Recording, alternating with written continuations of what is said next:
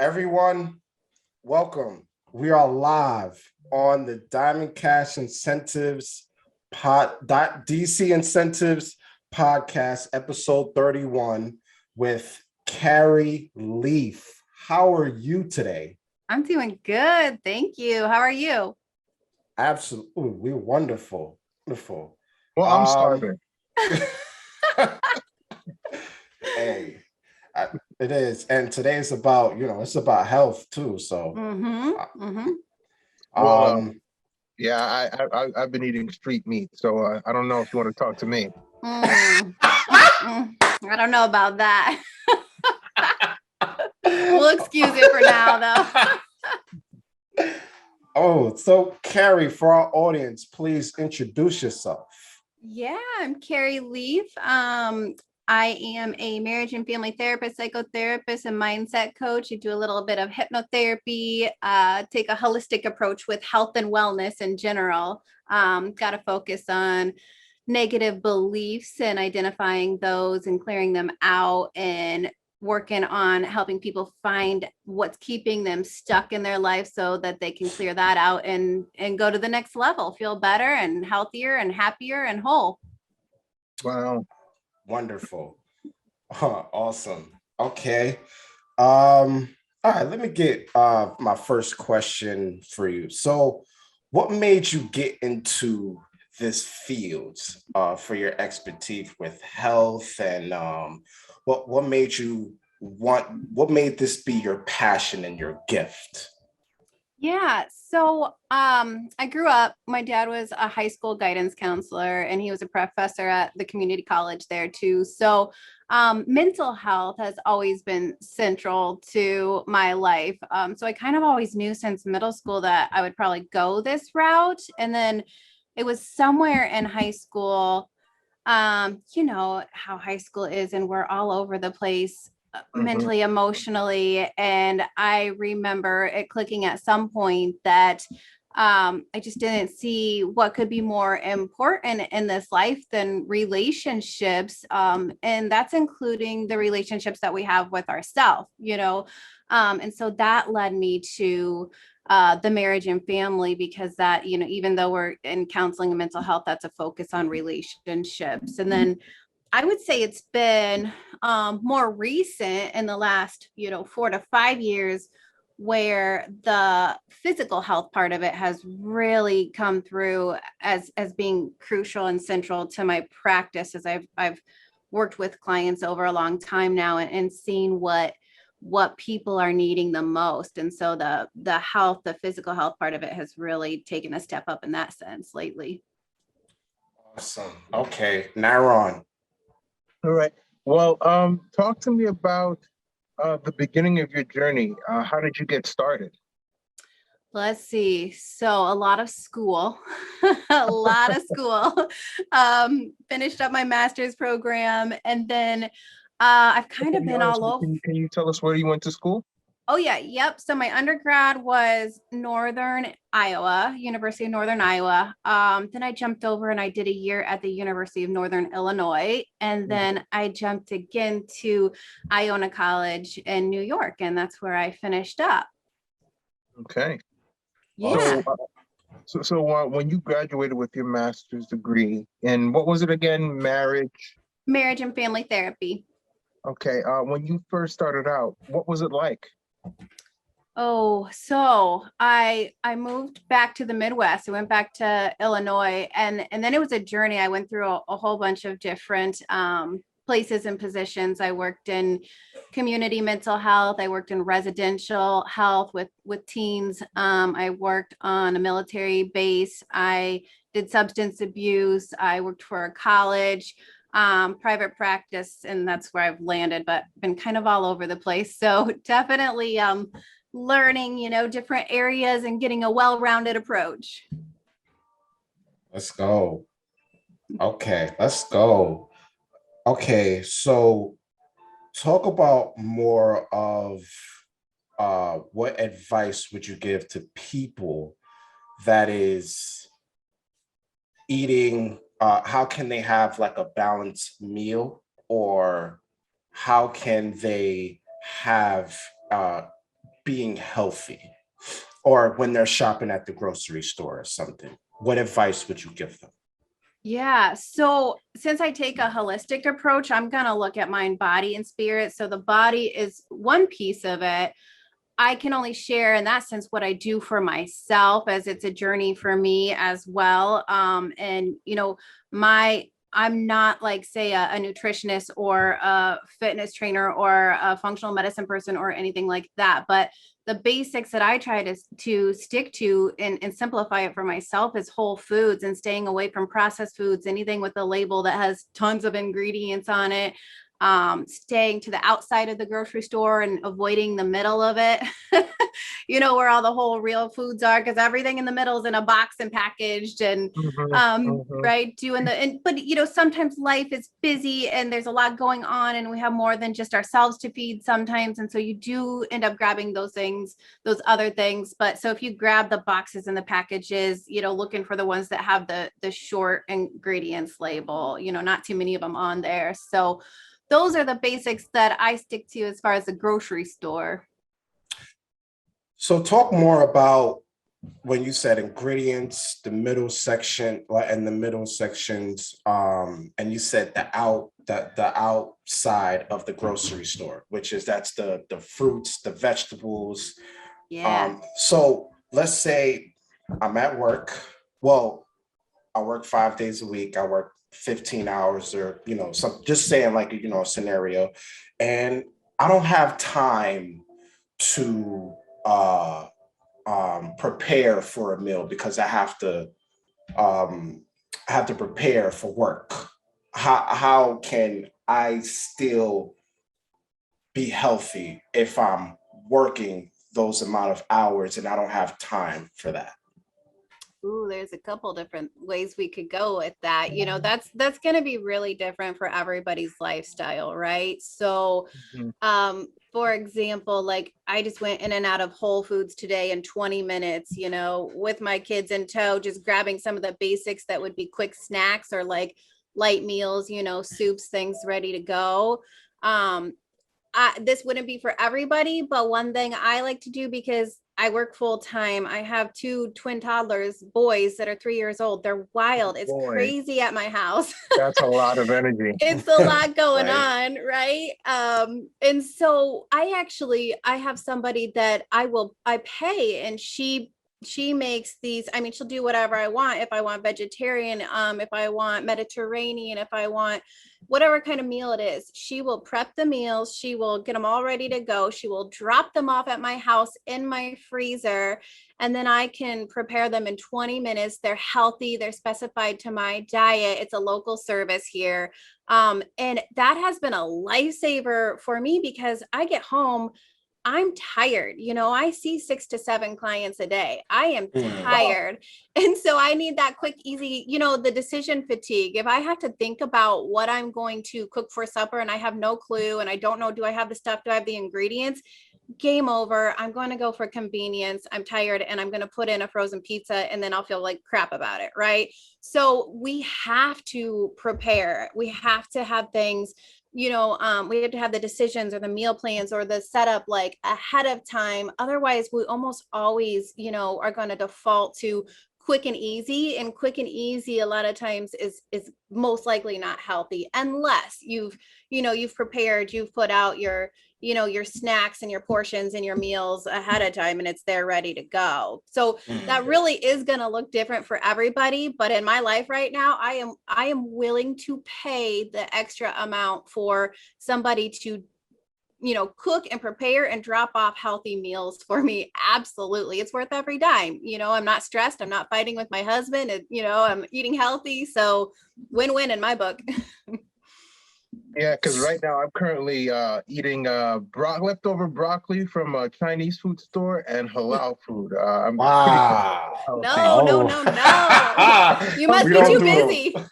Nah. But you're overlooking the broccoli. I literally just said broccoli. Come on, guys. But you just said broccoli and halal. Halal has red meat in it. That's all red meat. It's delicious. It's delicious.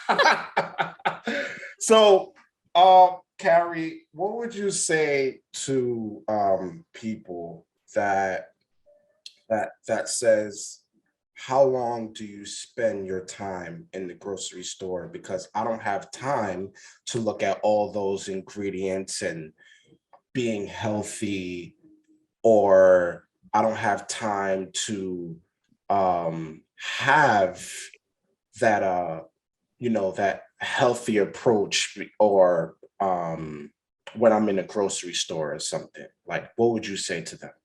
I'd say it's Or advice, or any advice or anything? I'd say I 100% understand how hard it is, because, I've been there. I'm still there, sometimes struggling in that area, but that, in a sense, where there's a will, there's a way. We create time for other things that aren't as good for us, right? We can create time for things that are good for us. And just understanding that it's a journey. You're not going to be one person eating one way with certain habits one day and then tomorrow have it all down, like, squared away. Like, that's not the case. It's a journey. I'm still figuring out which foods are best for me and my body, not just what everyone says is good and healthy and what's not good and healthy. Like, individually for me, what's good for me, I'm still figuring that out day by day, month by month, and so on. It's a process, and it's just the biggest thing is don't give up, like, keep chipping away each day to figure out what works for you. And in today's society, I mean, the time factor, you can click online and have it delivered pretty much anywhere you live, That's so true. there's a lot of options these days. So I don't want to minimize that. It is hard and it's overwhelming and there's a lot, so I don't want to minimize that fact to people, but also it's 2021, we got lots of options here. Definitely, definitely. Okay. So I want to bring back when you said about there's lots of ingredients, and you said avoid, if tell me if I'm wrong, Mhm. if I'm not saying word for word, but for what you're saying, avoid the ingredients that has like 50 ingredients and only less ingredients, like have like 3 or 5 or something. And tell me if I'm correct. Mhm. Mhm. Okay. Yeah, absolutely. So, I mean, you pick up an apple, you're not going to mhm. have a label on it saying what ingredients are in it, right? It's an Right. apple. Like, it's an apple. There's one ingredient there, so it basically, like, if it grows in the ground, it's good. Like, you're not going to find a box of Cheerios growing in the ground. That's So, true. Absolutely. right. So you just keep it basic. I mean, you could spend hours and days and whatever researching, all the labels. And if you don't understand the word, it's most likely you don't know what that word is. It's most likely not good for you. Yeah. Like, because you could, like, look at one label has 30 different ingredients and you're like, I know 2 of what those are. Put it back. Mm, Right. mm. So just try to simplify it, because you could go in circles, trying to look through all of that stuff, because there are going to be Yes. a lot of ingredients that, like, I have no clue. So if I have no clue, I'm just going to stick to the basics. What ingredients, you don't have to answer this if you don't know by heart. What ingredients, because we know about high fructose corn syrup, we Yeah. know about aspartame, we know about we know about all the foods that the ingredients that we should avoid. Yeah. What else should people should worry about or should be cautious about when eating? Like, what about enriched flour or something? Mhm. Or I can't really sound that out. It's a foaming. It's with the bread, but I Yeah. can't really sound that out. Yeah, or El Crystal. I heard of like El Crystal ingredients. If you know at what does that do to your body? That wouldn't be in my area. The biggest thing that I try to stay away from is sugar. I mean, Okay. sugar is just, I mean, it's bad and it's in everything. But I will tell you, all of those things that you just rattled off, what do they do to the body? It's like putting sugar in your gas tank. You know what I mean? Like, it's going to make your system slow down and burn up, and then it's going to crash. So it's just the idea. And then if we're doing that to our body, man, what it does to our brain, you're going to get brain fog. You're going to be tired. You're not going to think clearly. You're going to process slow. You're going to be irritable. You know, sugar is a drug. So if you're coming down from it, you're not going to be your best self. There's no way. So yes, all the things that you were saying, not good for our body, not good for our brain, but still, like, I don't even know what those words were or where those words came from. So I'm going to avoid it. Bottom line, you know, but sugar is the biggest one. Okay. Well, I want to go back to your profession. Yeah. Would you recommend that all couples, even if they are seemingly healthy, try therapy? I recommend that everybody out there try therapy. You know, I mean, look at it like here's the car metaphor. If you own a vehicle, it's usually a pretty expensive investment, right? So if you own a vehicle and you don't ever, you know, take it to get an oil change or serviced or rotate the tires or all the things you do with vehicles. I don't know what you do with vehicles, so maybe it's not a great metaphor, but you don't maintain it and you don't do preventative work, it will break down on you. And that goes for anyone and everyone. You got to take yourself in for check-ins and you got to see where you're at in life. Why not be preventative and get ahead of anxiety or depression and learn those coping skills so that when things do pop up in life, which they always will, that we can handle it the best because we're functioning the best mind, body, and spirit. There is nobody out there that would not benefit from getting in. Okay. And I know you can't really disclose specifics, but what are the most common issues that you experience? What are some of the more common issues that couples come to you for?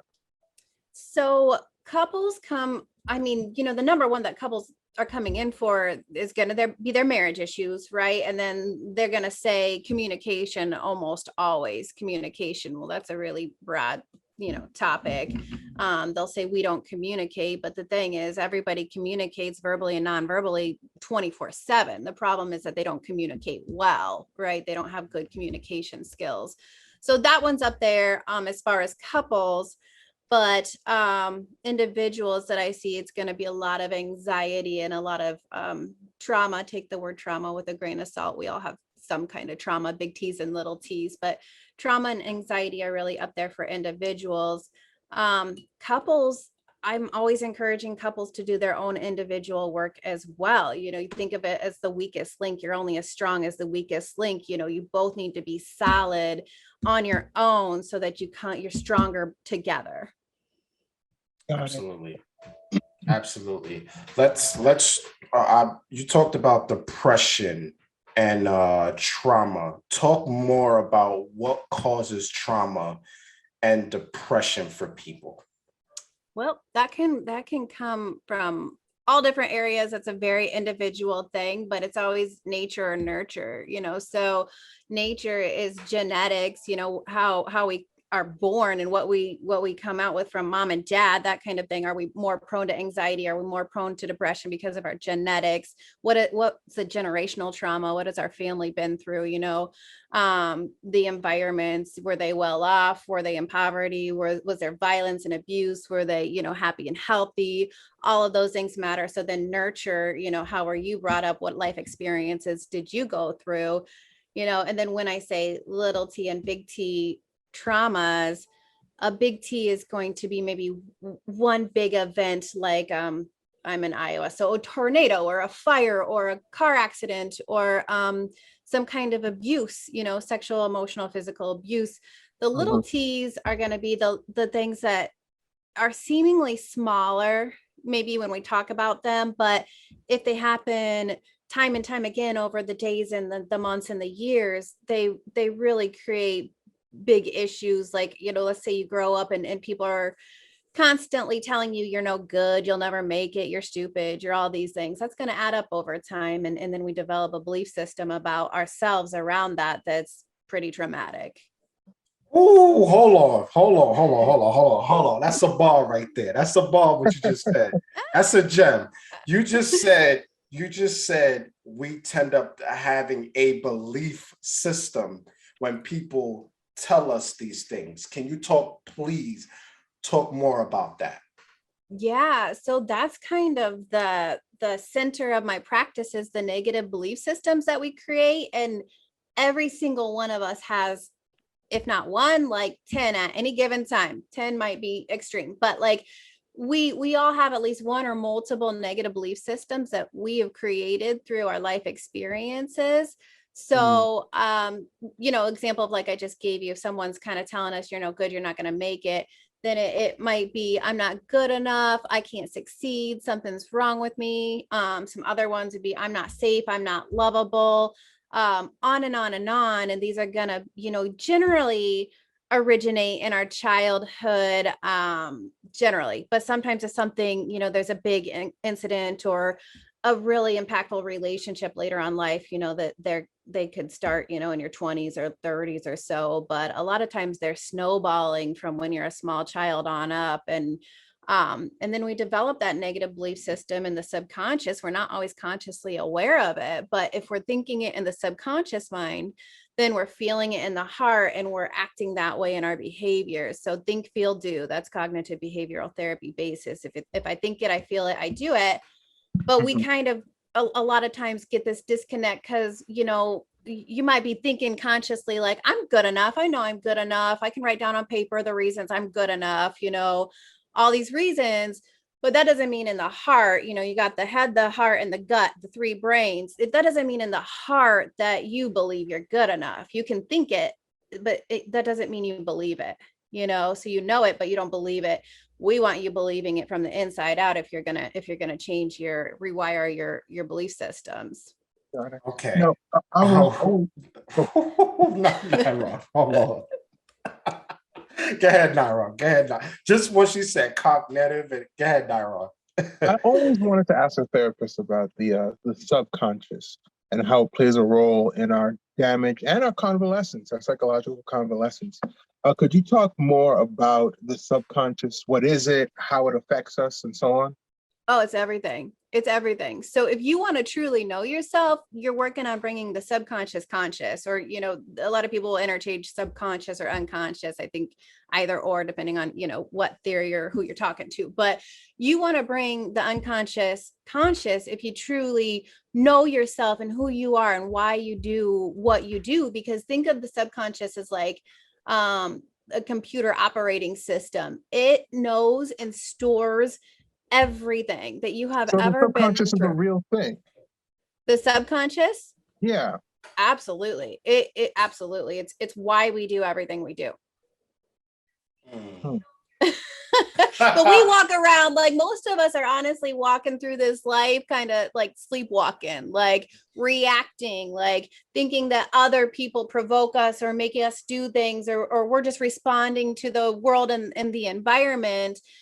That's, you might be, but if you want to take control of your life and you want to choose how you respond as opposed to reacting all the time, and you want to master your fate and where you're going with life, then you got to bring that subconscious conscious. You got to understand why you do what you do. And usually the areas we need to bring that to our awareness because they're causing problems in our life are the ones that are repeating patterns in their life. The ones that were like, why do I always do that? Like I keep telling myself, don't do that. I'm going to do it different next time.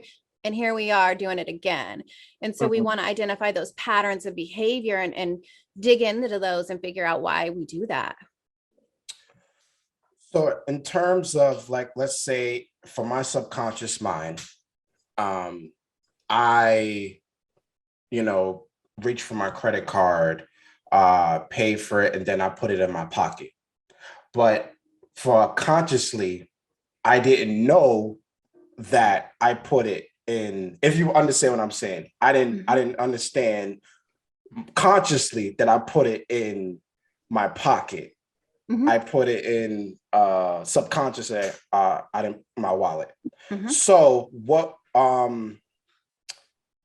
then after, let's say if I was like, hey, hold on, where did I put my credit card? Hold on, wait, is it in my, why is it not in my wallet? Where did I put it? So what would you say in terms of that, of how can we switch that subconsciously to focus of, like when I said about the credit card, to change that to consciousness, if you understand what I'm saying? Yes, but I'm not so sure if I'll be able to work with that example necessarily, because sometimes there's just slips, right? So like, Mm-hmm. I think what you're saying is like, if 99% of the time I put the credit card back in my wallet instead of my pocket, why Yes. am I putting it in my pocket this time? Those kind of things. Where is it? How do I like not do that? But there's just slips. We hit capacity, mentally, emotionally, we hit capacity, and we're not always firing our best on all cylinders all the time. And so like you might be busy, absent-minded, stressed, tired. Maybe you ate bad food that day, your mind is not working its best, and you put it in your pocket instead of your wallet. You slipped up. But I think maybe where you were trying to go with that is talking about habits, maybe the habits we create. And again, that's coming Absolutely. back to mindset and neuroplasticity. Like, it's fascinating because when we talk about New Year's resolutions, people try to be this one person all, most of their life. And then on January 1st, I'm going to be this totally different version of myself. Okay, good luck with that. It's not going to happen. You're not going to stick with it. Maybe a week or two, a month if you're lucky, but we have what's called homeostasis. So that is what we create, whether it's in our system, our body, our way of life, or a family or a relationship. Homeostasis, think of it like your thermostat. If you like it, like, let's say at 68 degrees, and then somebody comes in and they crank it up to 92, and you're going to be like, oh no, no way, that's not okay, I'm uncomfortable with that, we're putting it back to 68 degrees, because you like to operate how you like operating. And if someone tries to change it, you're going to stick to what you know. So that's why you can't operate your whole life, and then New Year, or January 1st, you operate a different way. It's uncomfortable.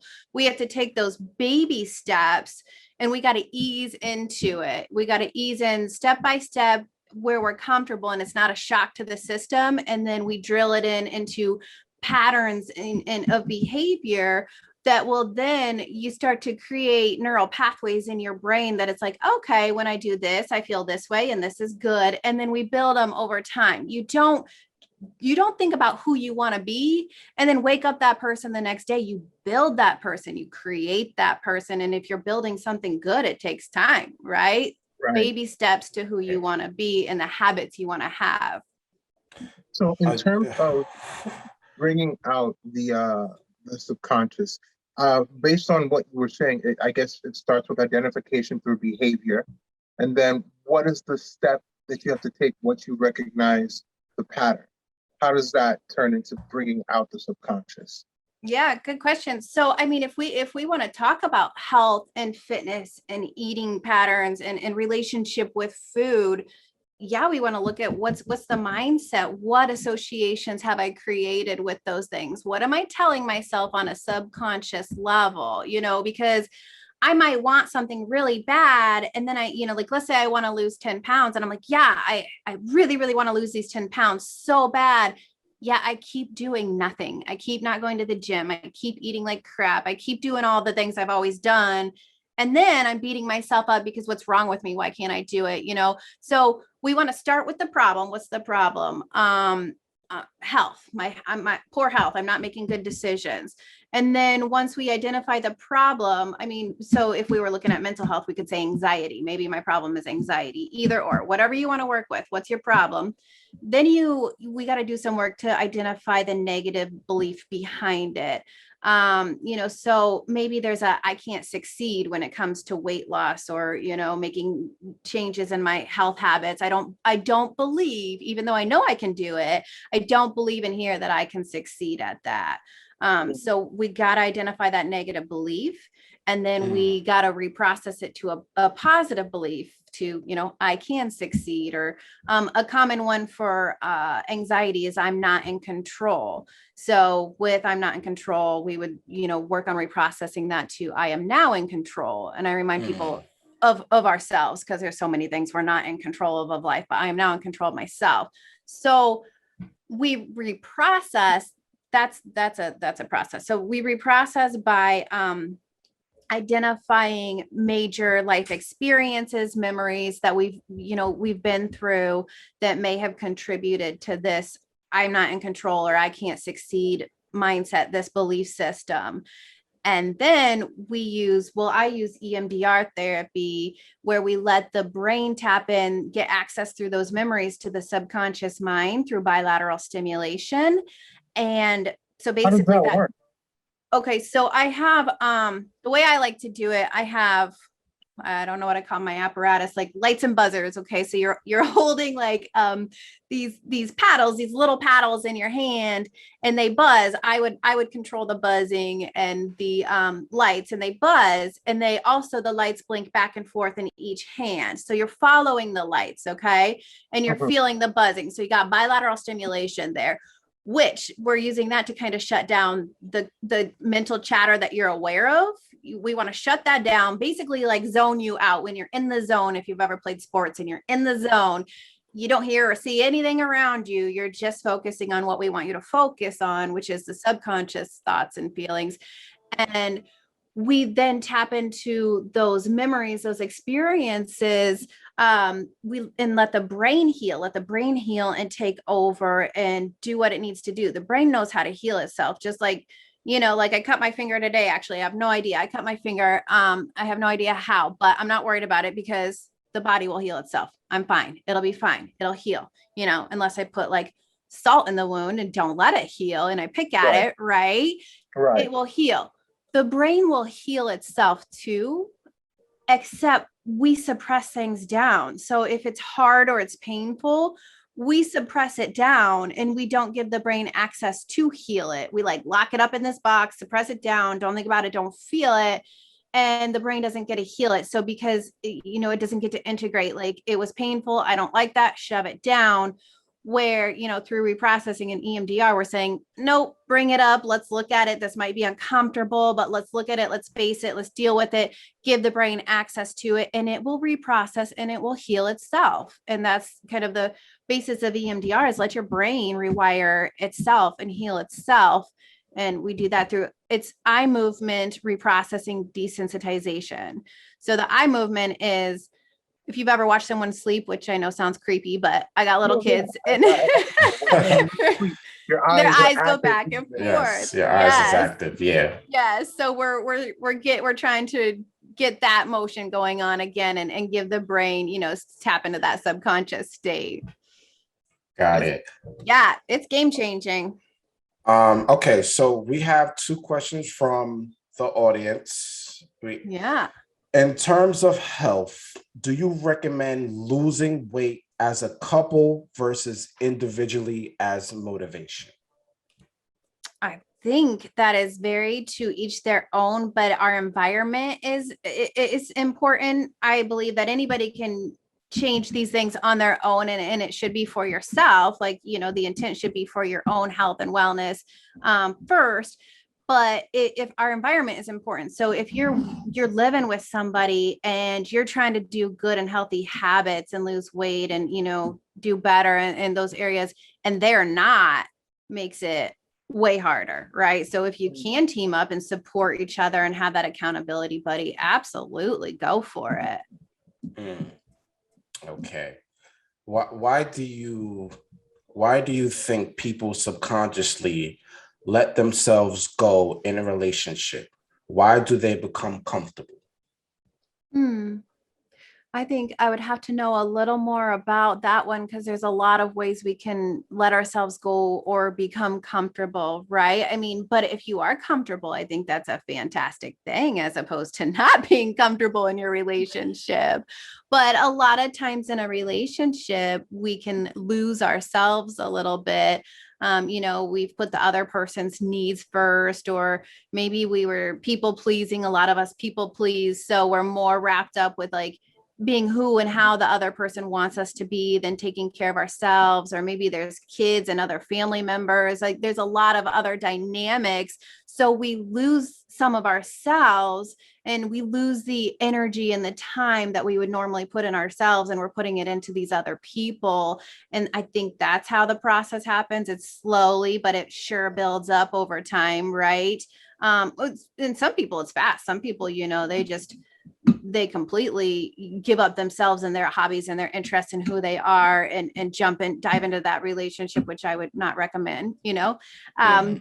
Taking care of yourself first and foremost so that you're better for the other person. But a lot of times we don't think that way. We think we should be this type of person or do these types of things to keep that other person happy. And that might feel good in the beginning, but it's not sustainable. Nairon. All right. What are some of the qualities that you have to have? Not qualities, but what are some of the, I guess the best way I can put it is qualities. What are some of the qualities you need to have as a couple to maintain and sustain a happy relationship? Know yourself. Put yourself first, take care of yourself so that you're in a better position to be good for somebody else.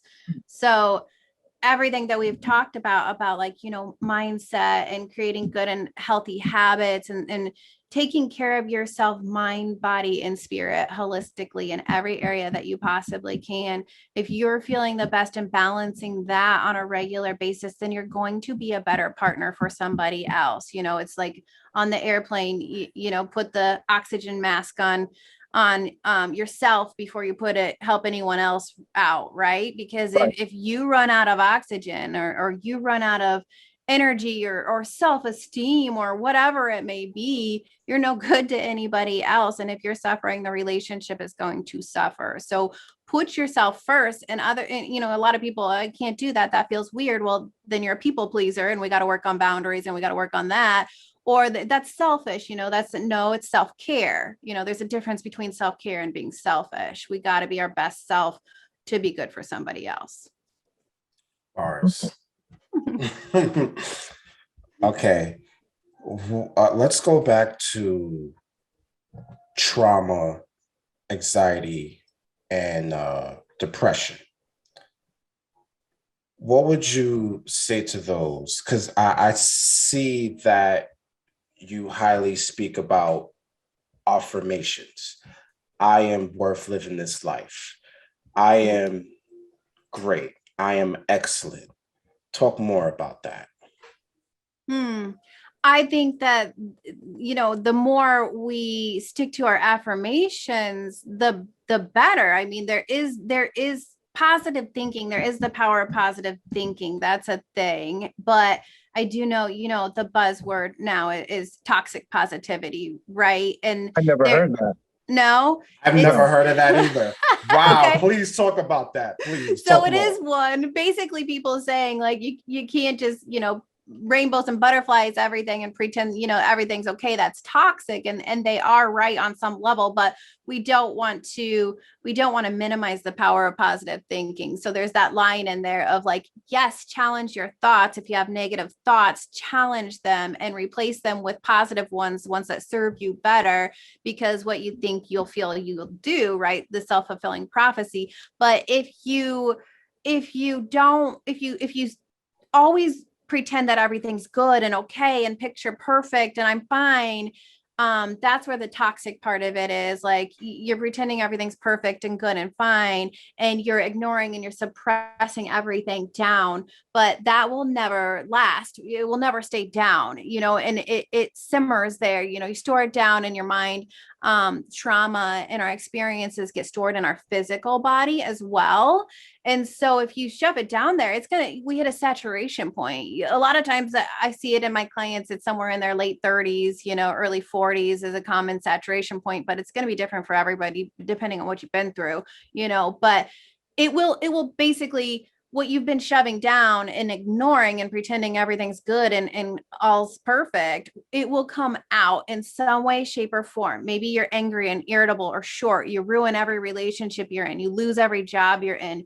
Starts coming out in physical symptoms. You're sick. You always got stomach pains. You have no clue why. It's going to show up as an anxiety, panic attacks. Like, it will come out in some way, shape, or form if you do not address it and deal with it. And that's where, that's where it becomes toxic positivity. But positive thinking as opposed to negative thinking is going to help us out as long as we're still addressing our problems and our issues. Gratitude goes a long way for feeling happier and thinking more positively. If we're grateful for all the things we have in our life, I mean, the tiny little things that the sun's out, that I can get up out of bed and my body's working okay, that I have food to eat, that I got friends that, get a hold of me. Gratitude can do a wonders for that as well. Okay. Nairon, anything? Oh yeah, I got tons. I got tons too. All right. Yeah. Is anybody ever done with therapy? Could you win at therapy, or is it like the gym where you have to constantly keep going for your entire life to remain healthy? I think that I don't think that anybody is ever done learning and growing and, trying to be the best or better version of themselves, because, who you are and what you want at 20 is often different than at 40 and so on, right? You're going to go through different phases in life, different situations, different environments, and you'll constantly have to adapt and adjust and try to get that mind, body, spirit in balance again. I look at the ways that I worked out or I ate in my 20s versus the ways I eat and work out in my 30s versus the ways I do it when I have children. It's constant adapting. But I would say that sometimes, there's that deeper level stuff, if it is a big trauma or more severe anxiety or depression or something like that, or your relationships imploding, whatever it may be. There's those points that we're going to maybe want to get in more often, weekly or every other week for, let's say 6 months, a year. And then we, maybe we're in this place where like, yeah, they're showing up and they're like, I got nothing to talk about. Like, life is good. Fantastic. I'll see you in a month. Let's check in, because a lot can happen in a month, And so a lot of times with my clients we'll start out weekly or every other week, and we'll get them, solid and grounded and thriving. And then we step back. Maybe then they go to every other week, every 3 weeks, once a month, and then sometimes I'll see clients once a month for a year, and then boom, they're back in for every other week because maybe it was a breakup or a divorce or financial problems or whatever. It's ebbs and flows, and we just got to ride that wave. But the important thing is recognizing that, right? Recognizing it and not judging it. Like, you don't want to say, oh, I'm good, I'll never see you again, because that's just not how life works. Okay. Oh, you want me to go? All right, Nairon. I thought you had said you had tons. All right. So let's go to where people have anxiety and depression, and they want to stay positive, but they keep having, but deep down, they still have anxiety, depression, trauma. How can that, what advice would you give to that person? So again, that's going to be pretty individual, because I'm going to want to know where the trauma comes from, where the anxiety comes from, nature, nurture, life experiences, so I'm going to want to dig into all of that. But I do walk all of my clients through kind of a step-by-step, no matter what they're coming for. So there's the assessment, and I'm looking at what's going on in your life. I'm looking at each environment, work, school, relationships, family, health, wellness, all. I'm looking at what's going on in your life. What are the stressors? What's working? What's not? Drugs and alcohol, diseases, diagnosis, those things, disorders. I want to know it all. I want the big picture, especially the background. How did you grow up? Your family of origin, your mom, your dad, your siblings. I want all the details. But then and that's going to help me like decide, okay, where do we need to go with this treatment plan wise? What do we need to work on? Do we need to clear out a negative belief that's, there from trauma, or, something that created anxiety? And so that's going to help me know where we're going to go from that. But regardless, where we're going to go around that specific issue, I want to make sure that everybody has a solid foundation first. So, you think you're coming to work on your anxiety, but I want to know how you're eating, how you're exercising. Are you sleeping? Are you getting the 7 to 9 hours a night regularly? Do you go to sleep at the same time, wake up at the same time? What kind of foods you eat? How much do you move? And I really, really like, to see people getting into some functional medicine and seeing where they're at with that, as well as even some genetic testing. It's going to depend, genetic testing to see different things in functional medicine, to see different things like, how are you with your vitamins, and how do you in your supplements, and how do you absorb them? And are you low? Are you deficient? Are there food sensitivities? What exercise is good for you? How's your recovery rate? On and on and on, because, we could get somebody going one direction for their physical health, and that's not how their body operates. The one size fits all. It's just, it's hopefully, not going to be a thing anymore. It's very individual to what works for each person. And so I really like to start there and make sure that their body is operating the best. If they're having physical problems, we might say, oh, you have anxiety, but we don't know where the anxiety came from. We could come up with some negative beliefs and clear a lot of it out. And that's fantastic. We're clearing out the mental health side of it, but maybe the anxiety is still there. And is that, genetic, or is that because you're eating something that you have a food sensitivity to on a regular basis, and it's showing up as anxiety, and it's just an allergic reaction? That happens all of the time, where what we're eating or what we're doing to our body or not doing shows up as a mental health symptom, right? Or like the other way around. Maybe I have stress and anxiety and depression, and it's showing up in an ulcer or, IBS or something like that. We want to really know what we're working for. So I like all the genetic tests. I like gut health tests, I like functional medicine. I want people taking care of their body so we can rule things out. So later on, what we're going to do is for our audience, we would like to get your information, social media, everything. How can they contact you? That way they can be a client to you also. Yeah, I'd love that. Yeah. All right. Yeah. Yeah. My question. Uh-oh. Oh, we're back. Go ahead, Nyron. My question would be, can you talk about some of your failures in therapy? Clients you either feel like you let down, or what is a failure in therapy? Yeah, that's a good question, because I suppose that while one person isn't appreciating, another would, right? But I would say using a one size fits all and not tailoring it to the individual would end up in a fail. But there, when I was fresh out of grad school, there is one case that stands out a lot to me, and I learned a lot. And it was this teenage kid, and tall, kind of lanky, seems healthy. And he had gone through a little bit of trauma, and we were working on that. But just nothing was changing. His mom was reporting still these kind of like behaviors that she thought were strange or different. She's like, he's not listening. He's drinking, 12 cans of pop a day, even though I tell him not to. So he's being, he's defying, and, and it wasn't adding up to me. I'm like, this is a good kid just dealing with some, tough situations with friends and whatnot. And, he'd gone through something. And then later, the mom comes back and she's like, oh, well, we found out he has type 1 diabetes. Wow. Oh, so there was the mood swings, there was the irritability, there was the wanting to drink 12 cans of pop a day. He wanted the sugar, and all he could say is, I'm thirsty. Like, but mom's like, I'm begging you to stop drinking the pop. You're disobeying.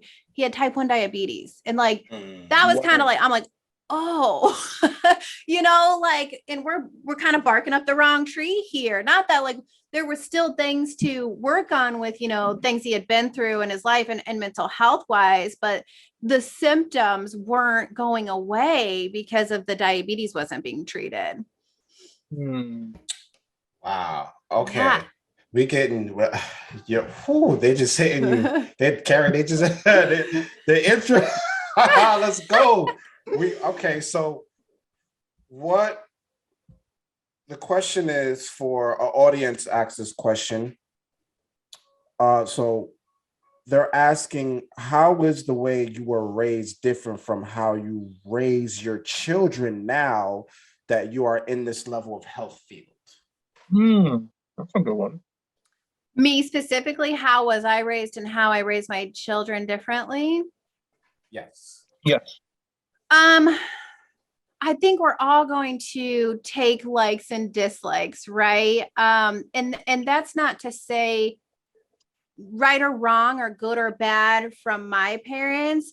It's more about how I perceive that and what mark it left on me, right? So I guess one thing that I can say is I think my parents did a lot of things right, and I'm really lucky and fortunate for that. And honestly, I get quite frustrated with myself that I am not doing some of the good things that my parents did. But then I also overcompensate in some of the areas that I struggled with their parenting, and so I see myself being maybe a little more lenient or coddling than my parents did because I didn't like the yelling or the criticism, and so I don't want my kids to feel that because I didn't like it and it still sticks with me. And so I probably overcompensate a little bit and coddle and do that a little more than what I know is good and healthy. And so I am working hard to find that balance between boundaries and, setting boundaries with my kids and discipline, but also talking to them about thoughts and feelings and right and wrong and good and bad. I'm trying to steer away from coddling too much because I know that's not good either. Generally, something in the middle, if from any extremes generally aren't, good for us. We want something in the middle there. And so yeah, I think that's one area that I struggle with or I'm working on. And there's things that I want to do that my parents did, but I've got to they were really good at being united, and they didn't argue, they didn't bicker, they didn't do those things in front of us. They did, I'm sure, but that was behind closed doors. Right. And so there was this really strong united front. I knew that I couldn't go to my mom and say, don't tell dad, or to my dad and don't tell mom. They were a solid unit. If I was telling one, the other one knew, hands down. Like, Right. us kids weren't getting in between them. And so that's huge. And I watch myself bickering with my husband in front of them, or, maybe even undermining his discipline. And then I'm like, oh, like I should have waited and I should have said that later, not in front of the kids. And, so there's a lot of things they did right that I'm like seeing myself not do as well. But it can't be just me. It has to be with my husband too. Like him and I have to communicate those things in our plan and our system of how we parent together. And we're not the same person, so we'll never exactly be on the same page, but we've got to talk and we've got to communicate about how we want that to look like and how we're going to get there. So we got a lot of work to do. And it's you're learning as you go, and he's pulling things from his parents he liked, and then he's pulling things from his parents he didn't like, and we were raised differently. And so, we got like I said, two toddler boys. They're 3 years old, and it's chaotic, it's crazy, and we've got to come together. It can't just be me, right, in my way. So it's a lot of work. Absolutely. Do you see a therapist? Hold on, Naron. We have to ask another question for the audience, and then after. I'm sorry. Okay. What are your thoughts on pharmaceutical medications to help with depression, anxiety, versus natural remedies? What is more helpful? Yeah, good question. I take a holistic approach. So if I can stay away from medications, I'm going to. They're my last resort, but it's not because I'm going to say they're all bad. I have like, a love-hate relationship with that, but like generally, like I said, holistic approach. I want healthy organic things going in our body, and if we can avoid putting anything else in it, that's going to be my preference. So if clients come in, I'm going to, meds aren't going to be my first, avenue. But Absolutely. I have to evaluate, if we're good, I'm going to, if a client can manage, they're functioning, they get out of bed, they're going to work, they can manage, then I'm going to ask that we don't talk meds for like 3 to 6 months. Give it 3 to 6 months. Let's see if we can turn some things around, get you feeling better. But if it's getting worse, and it's spiraling down, then we'll have to reevaluate. Now, if a client comes in and they're not even functioning, they can barely get out of bed, they're crying all day at work, they're going to like, make some serious bad choices in their life, then we might have to jump to meds right away. The thing is, I struggle with some of the meds because a lot of times the side effects can be worse than the symptom we're trying to treat in the first place. And that's a journey, and that's hard, and it's hard to the system, and it takes time. We want to give it 4 to 6 weeks, settle out, see how it is. Then is it working? Is it not? Do we change the dose? Do we do a different med? It's a process. And that can be really a lot of ups and downs.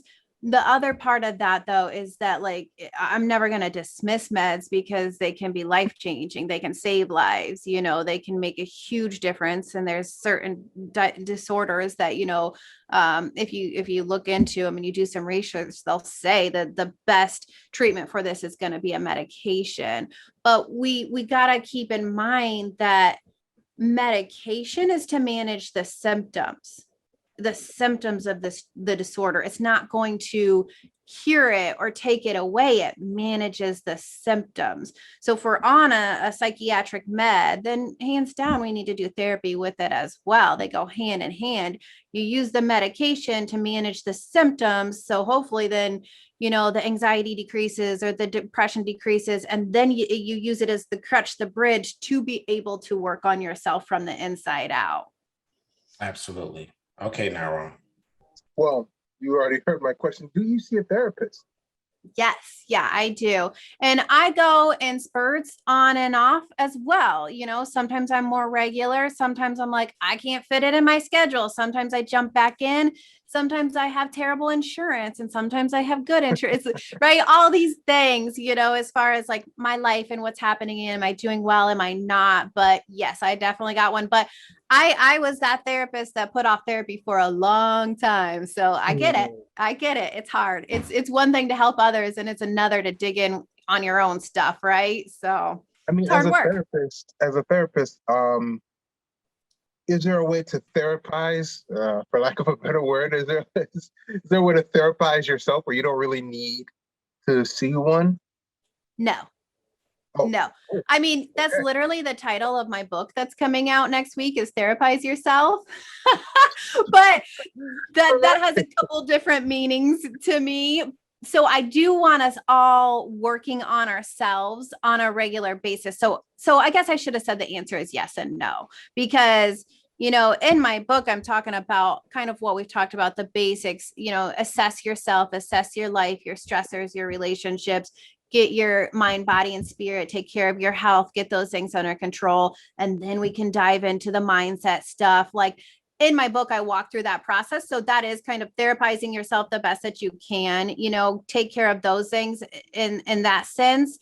But really at the end of the day, there's things that we're going to be blind to, and there's things that we might not want to go there, so we avoid them, but we're not always aware consciously how much we're avoiding them. And a non-biased like third party is going to or not even third party if you're doing couples, but somebody else outside that isn't feeling what you're feeling and hasn't been through what you've been through exactly, because they're not in your head and your body, they're going to be able to ask you the questions and guide you to your own answers. So again, yes, you therapize yourself because you're the expert on you. So you're the only one that knows what you need. Truly, you're the only one. Like, you have your own answers within about what's good and healthy, what makes you happy and whole. Nobody can tell you that, but a therapist can ask you the questions that guide you down to finding your own answers and digging in deep, and then guiding you, like I said, through those basics of mind, body, and spirit, getting yourself as healthy and whole as you can so you can go deeper level. Bars. Okay. Bars. That's bars right there. That's my favorite word in this whole podcast. I like it. That's bars. So talk about more of talk about more when we face these. I want to go back to trauma and depression. So when we was, well, I'll say me and other people, we were young, when we were in school, and let's say if a teacher say, you're not going to be nothing when you grow up. Pull a Biggie Smalls on you. Right? Like, you're not going to be nothing. And do you think that caused trauma, depression, and everything when they hear that from a teacher?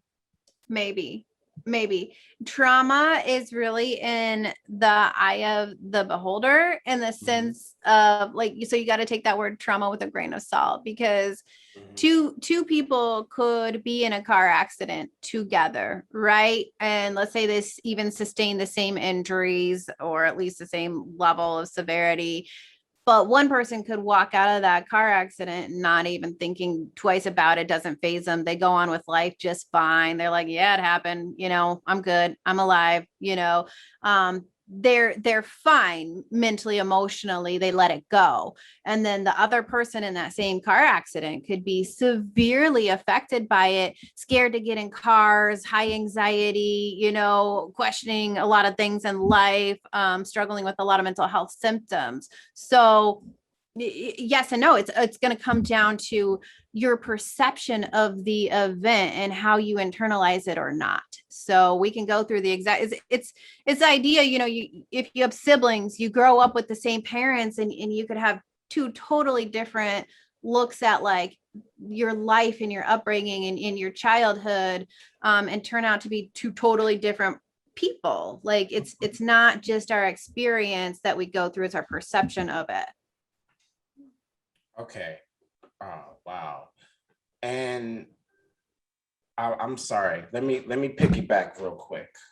Do you have the book that's coming out? The book that's coming out. Do you have it on you, right? Do you have the cover of it? I do. Oh, wow. Yeah, it's right here. Can you see that? Therapize yourself. Wow. I really Absolutely. Yeah, that's cool. Yeah, you said it. Yo, that's awesome. That's awesome. I know you already talked about what's in the book. You said it's coming out next week, right? Yeah, October 5th. October 5th. All right. And how can people purchase it? Is it Amazon? Yeah. Right now it's gonna start out on Amazon. You could go to my website right now, carrieleaf.com, and there's a link at the top for the book, and you can grab a free chapter or two and, just get a feel for it, see if it's something that you might be into. But otherwise you can get it paperback or the Kindle version on Amazon. All right. Absolutely. Let's go. Yeah. All right. Me and Nara still have tons of questions for you, but how much time do we have left for you? I am okay. You tell me. Okay. All right. Great. Okay. So talk more about, do you know anything about, like, when kids, when they be in school, they're diagnosed with, like, learning disabilities, and do you know anything about that? I know that that's really difficult and hard work, and it's stressful for the kids, for the parents, for the providers. It's hard work because the kids' brains, it's not my area. So I should say that is Okay. not, I work with 16 and up. I did work with kids in the past, but learning disorders and disabilities has never been my area. But I can tell you that a couple things. Like I said, it's tricky, it's difficult, it's emotional. But get kids in sooner than later. The sooner that we can, find out what's going on and get some help and work on it, the better, we can see progress and results, and the less they have to like struggle. You hear of the stories all the time of like, I was told I was bad, I was this and I was that, and really I was just, ADHD or dyslexic or whatever, and I was getting told I'm all these bad things. Whereas if we had looked at it, treated it, diagnosed it earlier, we could have either organically come up with some, plans and treatment plans and tricks of the trade, and change some behaviors, or maybe it is a medication thing. But I definitely say get in sooner than later. I also say, because our brains are not fully developed until 25. Another reason that if we can stay away from meds, I say stay away from meds, but our brains aren't fully developed till we're 25. And so I like to take an organic approach. And again, I cannot tell you how many times like something that looks like a mental health disorder could be that you're feeding your kids McDonald's every day, and or they have too much sugar and they're bouncing off the walls, or they're irritable, or they're moody, or they're not getting enough sleep. Kids that don't get enough sleep, it's going to show up in behavioral issues. Or they've got a rough environment, and they've got tough emotional stuff going on at home, and that could come up in behaviors and symptoms as well. But I would want everyone looking at those areas for children first. What am I feeding them? What are they eating? Are they getting enough sleep? Is their environment, their home life good and healthy? Those kind of things first. But do not be scared to get them into a professional. Start somewhere. It's a journey sometimes nailing down the right provider, but if you start somewhere, if it's not the one, hopefully they have a referral for you, and you can start that process 6 years sooner, and save them a lot of stress and headache, and from creating negative belief systems. So get in, get the help. Now I know you have a question, Nyron. I know you have a question. I just wanted to touch back when you said, Carrie, when you said the body is not fully developed until, well, you said the mind is not fully developed until 25. Can you please explain that more? Not really, because that's not my area. Oh, okay. So not a whole lot, but like, there we can look at different developmental areas, of at each age frame. Like by 2, the mind should be operating this way. By 4, they should be doing these things. By 10, they can think, this is not the age frame, but like then at some certain point they can think beyond themselves, and then there's critical thinking skills and so on. And then like, you can find those developmental stages and where a child would be at certain ages, or hopefully would be at certain ages, and that comes into a lot of parenting issues too, is like, maybe one of the parents doesn't realize, oh, why isn't our kid doing X, Y, and Z? And they're getting upset about it. Like they should be able to get themselves dressed. Well, no, motor skill wise, they can't really do that until this age, so it is good to know those developmental stages, and what our brain and our body is capable at certain ages, especially as a parent, so that we're being realistic about our expectations with them. But I do see a lot of clients getting into therapy late 20s, early 30s, when after that brain is fully developed, and then they're starting to see, oh, I got patterns, and I've got habits, so yeah. But as far as the neuroscience part of it, nope, I'm not trained in that. Okay, Nyron, all you. All right. So as a therapist, do you bring any of that knowledge into your marriage? And could you possibly be a therapist to your husband if he needed you to be? No. and he'll Okay. tell me, stop it. Like stop analyzing me, stop pulling that on me. But no, because I'm too emotionally tied into him and what's going on in his life and how it affects me. So I can't, I'm going to be biased towards him, and I'm going to have, I mean, that I could probably have a good idea of things that he would benefit from delving into and working on. But I'm always going to have it through my perspective. It's got to be somebody that doesn't know him, isn't emotionally attached to him in any sort of way. So yeah. And I mean, even with our license, it's unethical to do therapy with somebody that you have a relationship with in any sort of way. So do you encourage that your husband go to therapy? Would you eventually, when they're old enough, I'm sure, send your twins to therapy? Absolutely. My husband has jumped into therapy of his own. He has jumped into couples counseling with me. Like, absolutely. I'm lucky that he's open-minded in that sense. I can't tell you, like in his individuals, how hard he worked, but I'm glad that he was even open to going. So yes, I would encourage him. I would absolutely encourage my kids. Yeah, I think that everyone would benefit from it in some way, shape, or form. Okay. Go ahead, Myron. Oh, I'm letting you ask. Oh, well, I still have questions, but I'm letting you ask. Go ahead. All right. Do you have any unique difficulties as a woman in the field of therapy?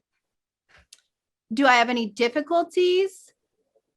I think it's really a woman-driven field. So I think that is in my benefit, probably. But Okay. I think that, I have a separate business, a coaching business, which it's really parallel. Is some of that, there's just ethics and guidelines that are different, and insurance and virtual and out, the reach. There's different things between therapy and coaching.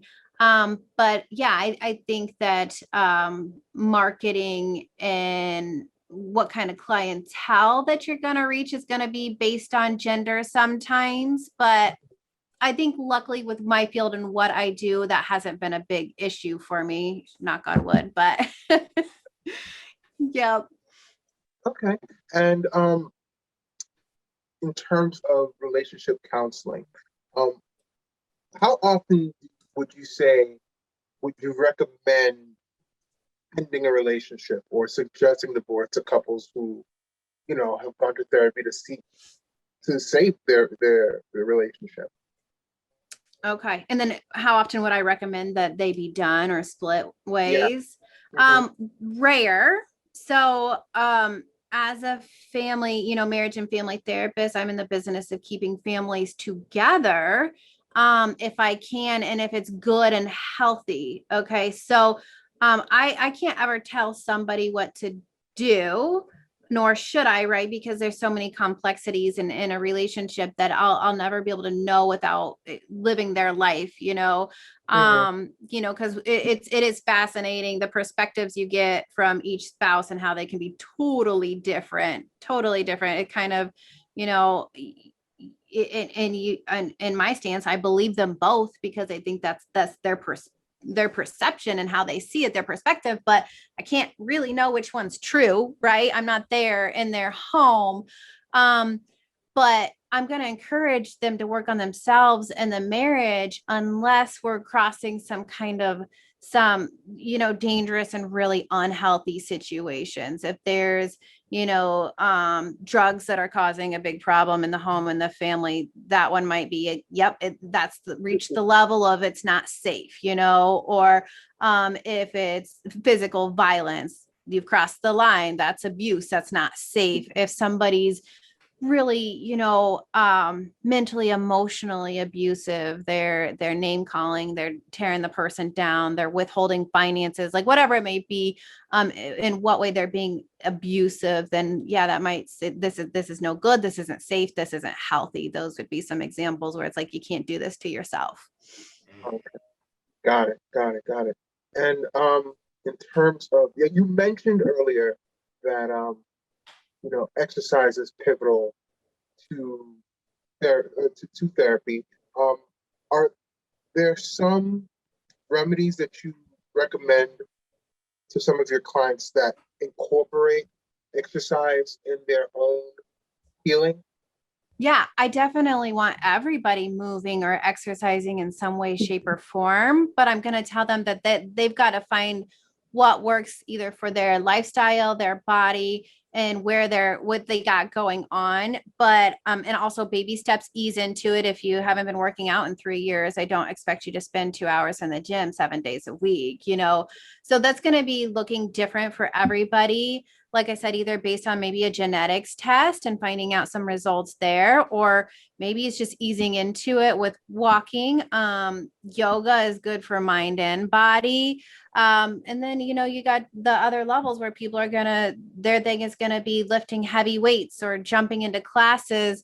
That's really going to look different for everybody, but I do want everybody doing something. But of course, then we got to look at, are there injuries, things like that. We don't want to stress the body out more, but I want people moving. I want them, getting some kind of physical activity. Absolutely. Okay. Can I keep going? Because I still got some. Yeah. I got. Of course you can. All right. Talk to me all right, about go ahead, some of Nara. yeah. Go ahead, Talk to me Nara. about some of your biggest success stories. Okay. I think that's going to be in the eye of the beholder, right? Yeah, but you specifically as a therapist, were there clients that you were particularly proud of in terms of their progress? Like, are there any stories that stood out to you? I think some of them, yeah. So there's been, okay, so I'll do some hypnotherapy. I'll add that on to some of my EMDR and stuff. So with that, I've seen clients quit smoking cigarettes. That's amazing, right? I've seen clients come in and really learn how to set boundaries in their relationships and change their relationship dynamics with their parents, with their spouse, with friends. That's life changing. I've seen clients that have come in and were scared to either fly or get on a plane or literally fly a plane, some pilots, or drive a car on the highway. And I've seen them get back into those, the cars and the planes and cut out that anxiety and face those fears. I've seen clients that just wouldn't even get out of the house, social anxiety, wouldn't go in crowds, and they're going to concerts, well, not now as much COVID, but like when you're seeing those drastic life changes and anxiety really decrease or depression decrease, or when there was certain phobias or fears, and they're going out there and they're doing those things and it's life changing for them in a lot of different ways. It's pretty amazing. Okay, let me ask a question. So how can someone practice yoga and meditation? A lot of different ways, I suppose. so Okay. so yoga, I like to jump into classes because I doing it my own, I cheat, so I cheat if I'm trying to do it on my own. But if I'm into a class, then there's a little bit of competitiveness that comes out, and I've got this and people are watching and I can do that. So you got to know yourself and what works for you. I like the class atmosphere because it'll push me a little bit harder. Some people, you can just pull up yoga. There's yoga by Adrienne that I really like on YouTube. And so just put that on your TV or your phone and do it in the living room. I've done that. But there's yoga, everywhere. We got people doing yoga in the parks, and then there's all kinds of yoga. You can do yoga, restorative, and it's a little more relaxing in that sense. Or you could do yoga for trauma and anxiety, or you could do yoga with goats. There's all kinds, right? And then meditation, again, that's going to be different for everybody. Depends on your level. If you've done it before, how you feel about it, all of those things. But a way I like to ease into building a meditation practice is starting out with some guided meditation. So put on some headphones, pull up YouTube on your phone, and put in guided meditation for whatever you want. You can put in guided meditation for anxiety, guided meditation to sleep, guided meditation for depression, whatever, to relax, whatever you want. walking through some guided meditation helps get us in that relaxed state and understand, okay, what's this feel like? And then transitioning to be able to like do different kinds of meditation on your own. There's going to be baby steps from there, but I recommend people start out with the guided meditation if they've never really done any before. Does breathing take a very part into that, like the way how you breathe in, breathe out? Yeah. Okay. I mean, it's a form of meditation in itself, and it can be super powerful with, calming the central nervous system and regulating the central nervous system. So I really do like breathing techniques as well. You could pull up a guided meditation and add in breathing, or it's just the breathing where they're just telling you how to breathe, when and how, and, that in your mouth, out your nose, those kind of things. There's all kinds of different breathing techniques as well. Nairon. Oh, well, uh, we all know about the rise in divorce rates. And as somebody who is involved with relationships and therapy, can you give me your perspective on why that is? Currently, like recent rise in divorce rates, like Yeah. since COVID? Yeah. Yeah. I mean, divorce rates have always been high. I mean, over 50%, in general. I guess I shouldn't say always. I don't know when that data was first collected, but as far as I can remember being in the field, and then yeah, they've gone up, and I think that's going to be for a lot of different reasons, but also if two people or one person, this is a major life event, right? We're and people are going to take it very differently. So maybe two people are working at home together, and a lot of issues are popping up because there's so much togetherness, and they're having to face problems and issues that they could otherwise kind of avoid. Or one person is really struggling through COVID and the impact that it's having on them. And it's sometimes not always easy to see what and why, as this has been a very long, drawn out thing that's affected us all in different ways. Some people, are seeing silver linings where it's like, life is good, I like this better. And some people are, this is horrible, I want to go back to, normal. And so we're all responding to it in different ways at different times. And we're going in these ups and downs, and, where we're like, oh, I'm good, things seem normal, quote it again. And then bam, something else happens with life or working from home. And then all of a sudden I got to go back in the office and I don't want to, or I want to go in the office. I'm so sick of working from home. And then they're having, kind of like they're calling it the great resignation. People are questioning how they live their lives, their careers. People are moving away. Like all the people are reevaluating, life in general and how they're living it for a lot of different reasons. Maybe they've lost loved ones, maybe they've passed due to COVID, or people have moved away or whatever, or they lost their jobs, or all of these things. So we're doing all these reevaluating, and maybe our partner is part of that reevaluation process, that they don't fit in anymore for whatever reason. So it's causing a lot of people to think differently about a lot of different things. But the problems were likely there before COVID, in a marriage. They just got brought to the surface for whatever reason.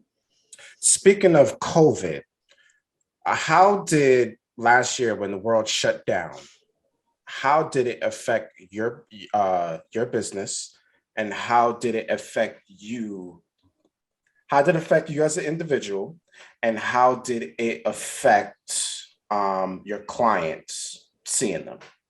Yeah, so a lot more virtual. I had never really done virtual before, and it's still not my preference because you miss out on the energy. You don't get the same level of energy, and you can't feel. Somebody walks in a room, you can just kind of feel, that energy and where they're at intuitively without them saying or doing anything. And so you lose some of that virtually.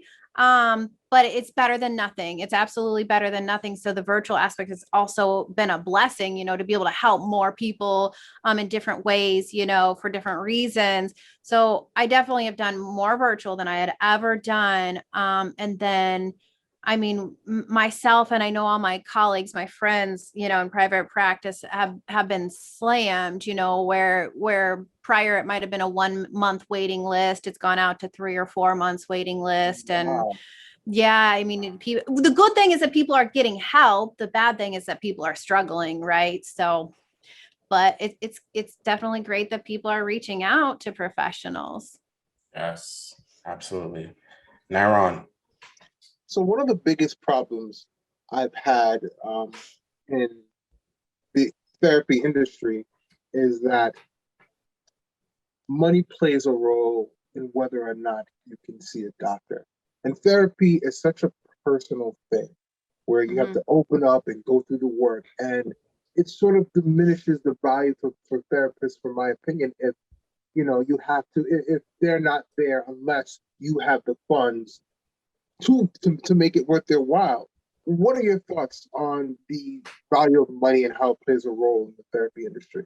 Yeah, it does. It does, unfortunately. And I mean, that's our medical model and our insurance model in, our country, period. And there's a lot of issues with that, but I won't even go into like political part of, everything around that. But it makes it hard. Like I said, myself, there's times in my own life where I haven't been doing therapy because I couldn't fit it into my budget, or I didn't have insurance, or my insurance didn't cover it. And man, that was hard on me, because go figure, it always seems like you need it the most when, like you don't Right. have insurance or can't pay for it. Right.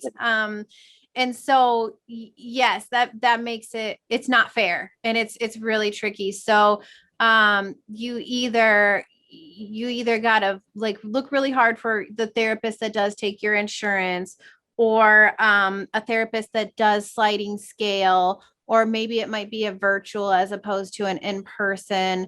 um but it does get tricky in that sense. But also I've had clients that really, they value it, they're making it priority, and I offer, payment plans, because it is a big chunk of money. I get that, I've been through that. If you don't have insurance helping you out there. And so sometimes it's just breaking down the payments into weekly payments instead of the full lump sum at that session, so that it balances out in their checkbook each week. You know how like so you get paid on the first and you're like, I'm rich at the beginning of the month, and then I have no money at the end of the month. Right. So sometimes, breaking it up into weekly and instead of one payment has helped a lot of clients. And it does some digging to find either affordable, or who takes your insurance, or even a good match. You don't want to just pick any therapist. You want to pick a therapist that you feel comfortable with, you connect with, you feel like you can trust. So it is a process. It is, unfortunately, can be a struggle sometimes. Does it ever feel awkward asking for money at the end of a session? Like, you had this really great emotional breakthrough with the client, and at the end, it's always like, you know, oh, Ah, that's $150. You know what I mean? Is it ever awkward? Yes. And I don't actually do that because of that reason. Therapists by nature, hopefully most of us we're helpers and healers. So the business, the money part of it, the marketing part, that's awkward. That's not our area. And it's not what we like to do. So I usually set it up where, the payment can be processed, through Square online later that day or the next day, and we don't even have to talk about it. Like, because it is, but all that has to be addressed in the beginning. It does have to be talked about initially. These are the fees, this is the copay, this is how you get charged and when, and that all has to be talked about initially, unfortunately, for people that don't love doing the business side of it. But yeah. Yeah. Naron, keep going. We have about like 20 minutes. Oh, okay. Can you talk to me about, I know you can't go into specifics because of doctor-patient confidentiality, but um, do you have any stories of people with strange habits, strange psychoses? Like, what are some of the strangest stories, experiences you've encountered as a therapist? Hmm. I think my strange barometer like is a little off, because I'm used to hearing and seeing all kinds of things all the time. So not a lot strikes me as strange. but it is interesting the different scenarios or issues that when I practice private practice out in New York and Manhattan and Brooklyn, what I would see out there versus what I see in the Midwest here in Iowa. There's different, there's just different. Some of it's all the same and some of it's just different. Yeah, well, talk to me about that. Talk to me about some of the different generalizations. Like what do people usually come to you about in Iowa versus in New York? Well, now anxiety is predominant. I'm sure that's probably everywhere, but I would say anxiety is a big one, trauma is a big one, and then family relationships and marriage issues are big, and that goes out the same for New York as well. But I mean, I worked in two different I guess I worked in Brooklyn and I worked in Manhattan. So even just out there between when I worked in Brooklyn and when I worked in Manhattan, I'm getting different socioeconomic statuses and experience, right? So Mm. some of my Brooklyn clients, we were talking about, I mean, parents on drugs and alcohol and the struggles of, just the neighborhood they lived in and the safety and family dynamics, with their siblings and things there, the abuse, all kinds of things. And then in Manhattan, I was seeing clients that had quite a bit more money. And then I'm working with things like people's double lives and affairs and Oh, wow, they're talking about those things. oh yeah.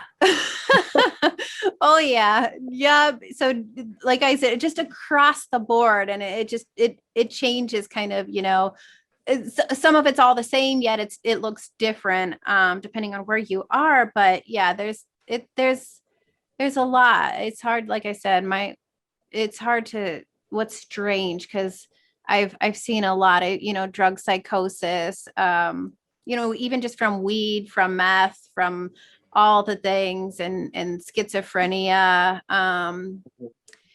Yeah, that's a big wide range. And as a therapist, do you,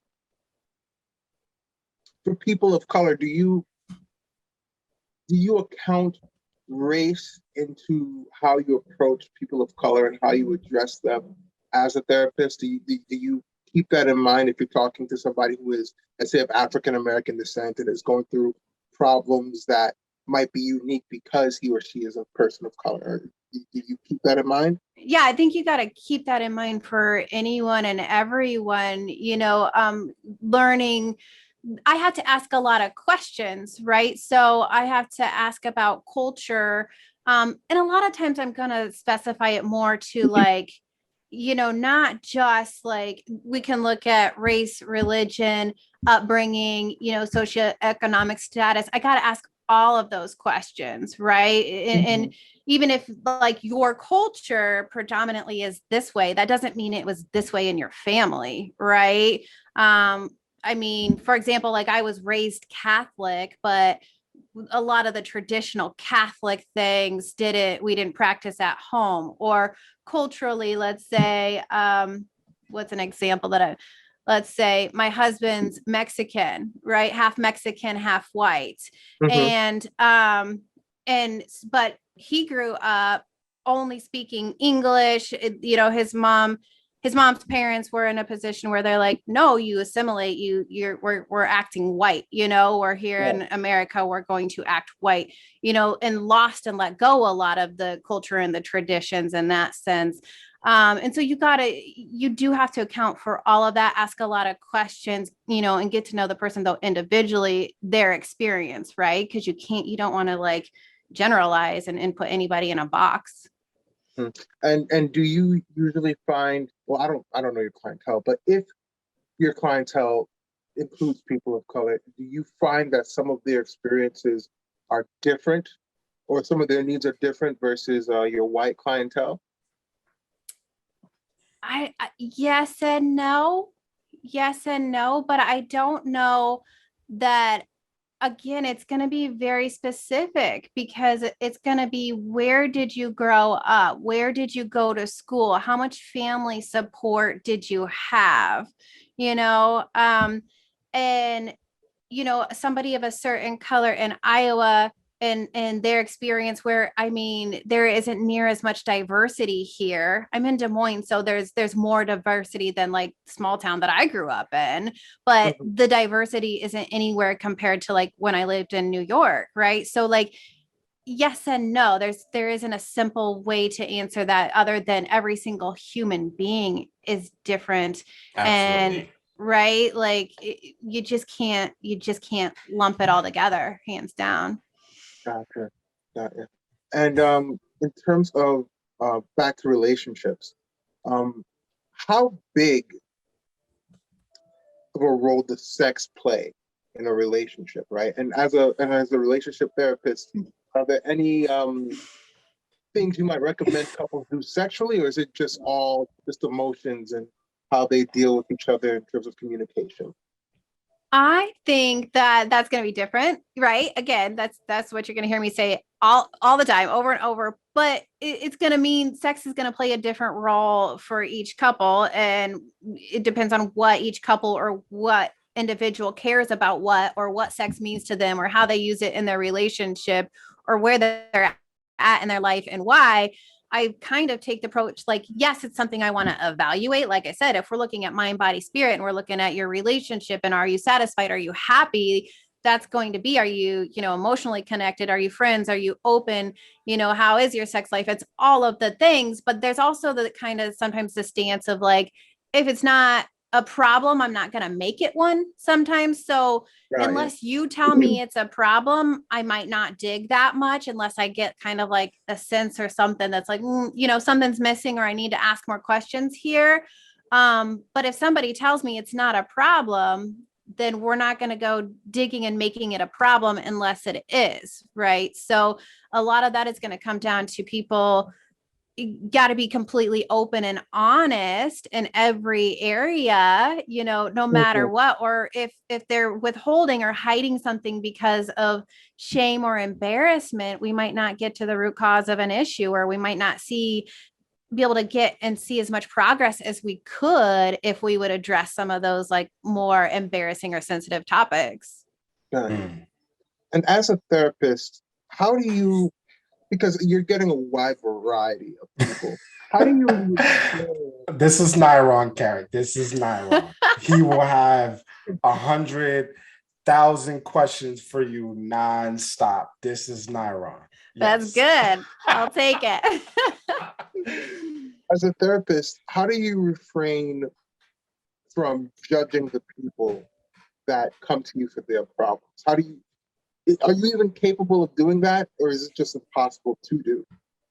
I think that, I mean, it's natural for humans to judge on some level, right? When we kind of do that, like that scan or that evaluation, almost from like survival. What do I need to know, and where am I going to place this person? As far as like, are they going to hurt me? Should I run? Or are they kind? Can I trust them? Like on some level, that's just natural, but I mean, definitely not something that you want at the forefront in therapy. So, empathy, I think most likely a lot of therapists are going to have a high level of empathy of, even if I don't know you, or I'm nothing like you, or I've never been through that, having that ability to put myself in your shoes and imagine and feel what that must feel like, like being able to really take myself there, let me feel those emotions and imagining what that must have been like for you. That empathy is going to be key to being able to relate.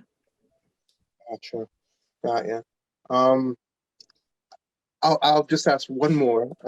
I promise. Um, but my final question would probably be, um, have there ever been any unique or unorthodox recommendations of treatments that you would give clients? Hmm. I think that I think that somehow where I go into my own life and my own journey, I really do like a lot of alternative therapies. But I understand that that's me and that's what I like to explore. So sometimes it's not that I would necessarily recommend them and say, you need to go do this, but it might be like, have you thought about something like this? You know, maybe that's like Reiki, like energy healing or access bars, or, you know, something along those lines. Maybe it's more new age stuff and crystals and aromatherapy, or, all the things, right? Maybe it's just massage, getting massage, or maybe it's, you know, intermittent fasting, things like that. I like to explore and try new things and see what's this all about. And it's going to depend on the client and where they're at in their belief systems and their openness. And so I might throw things out there like, have you thought about this? Or what about this? Would you try that? But I'm going to stay really evidence based in the therapeutic setting itself, right? In the work that I'm doing with them. Okay. So my last question, talk about sleep. Why is sleep so important, and how many hours do you need to sleep?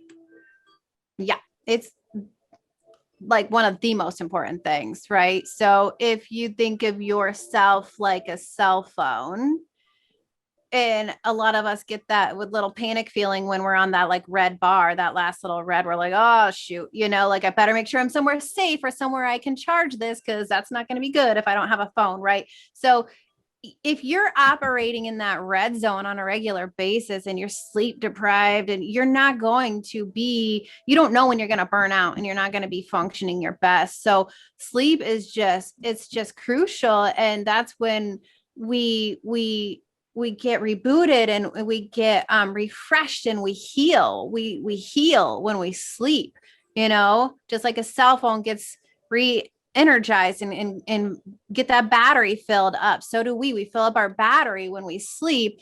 So if you're only, you know, getting, you know, 3 to 4 hours, you're not fully charged. You're only halfway on that cell phone battery. You're not fully charged. So you're gonna tap out quickly, right?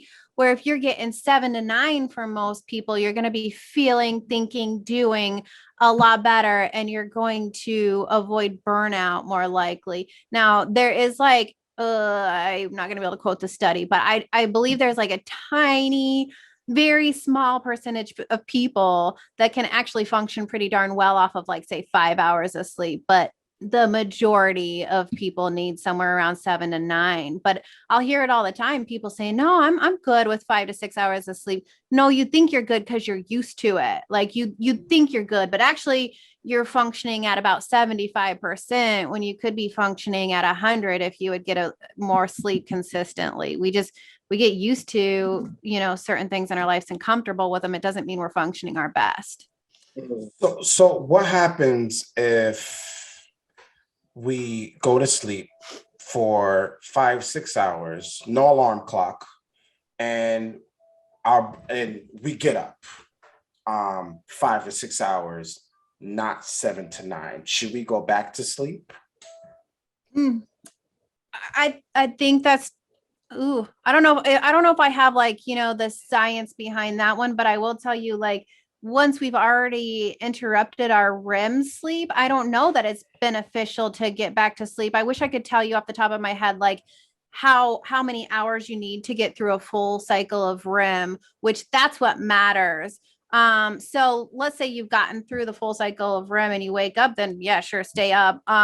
But one, and the other thing is like, once we've interrupted it, like if you were to go back for like, to sleep for like 2 hours, I don't think that's long enough for that full cycle. So I'm not sure how beneficial that is. Maybe you'd be more productive getting up if your body woke you up, get up and do something that feels good, exercise, meditate, you know, use that time.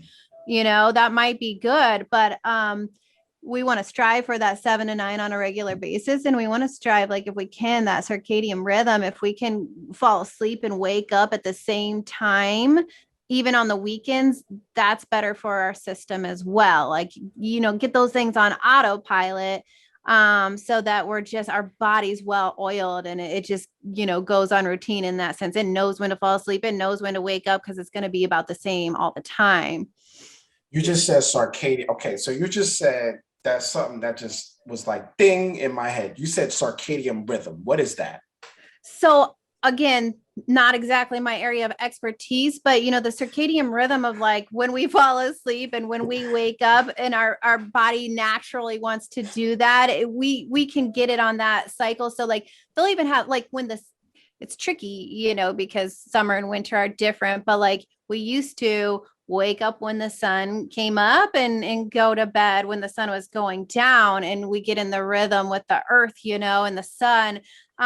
They even have like lamps that you can buy that will, like, you put like a lamp on your bedside table, and at a certain time, like you tell it which time you want to wake up, and at a certain time it will start getting brighter and brighter and brighter, but slowly and naturally, so that it's allowing your body to like slowly and comfortably like realize, okay, it's time to wake up, based on the sunlight, instead of that, like it's pitch black and then boom, at 6 o'clock, got to get up and we flip the lights on, the electricity, and, we're going. Anytime we can get our body on a natural rhythm, it's going to be functioning the best. Let's go. That's a ball. That's a ball right there. Now, any more questions, Nyron? Because it's coming to a conclusion. That's it. Yeah. All right. All righty. So before we close out, what is your final thoughts? My final thoughts. I just want to get that message out to anybody and everybody, kind of like, to start therapizing yourself, start thinking about how you can be functioning the best in your life, mind, body, and spirit, and start taking those baby steps. Like the biggest message there is, don't overwhelm yourself. Don't think you're going to go from one person today to a completely different person tomorrow and give up when it doesn't work. Start taking those baby steps. So remembering that we have choices in everything at every moment, the choice of, am I going to eat this or that? The choice of, am I going to sit on the couch or go for a walk? The choice of, am I going to say something mean and nasty, or am I going to like bite my tongue and choose a response instead of a reaction?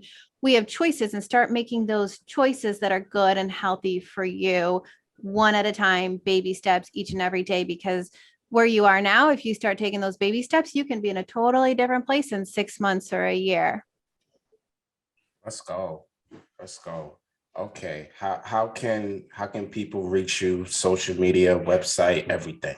Yeah. So website, definitely carrieleaf.com. I am admittedly not like the best at social media. Like I understand it. I get it. I'm just not the best at it, but Carrie Leaf Coaching on Instagram, and Carrie Leaf Coaching on Facebook as well. I try to pop on as much as I can. Righty. And once again, for your clients, if someone wants to be a client, how can they reach you? Yeah, then my website is probably going to be the best way, carrieleaf.com, and shoot me a message through that. Carrie@carrieleaf.com is the email as well. So I'm really back-to-back sessions a lot. So usually email, sending some kind of message in that way is going to be the best way to get a hold of me. I'm sorry. And one more thing, your book. Yeah. Once again, about your book. Yeah, book is Therapize Yourself, and it's going to be launched on October 5th on Amazon. All righty. Thank you so much, Yes. Carrie, for everything. This was definitely gems dropped, definitely in the history books. Yeah, it's been fun. Absolutely. Thank you for giving us so much about like mental health. Seriously, yeah, about relationships, depression, trauma. You definitely hit things that I was even writing down when you said about cognitive, narrow, you said the narrow way. It was things that I'm like, I have to look this up in a dictionary now. And, so absolutely. Thank you for that. And our audience will definitely appreciate this. Thanks for having me. I could talk about this stuff all day. So it's been good. Alrighty. So that is episode 31, everyone. On for the history books.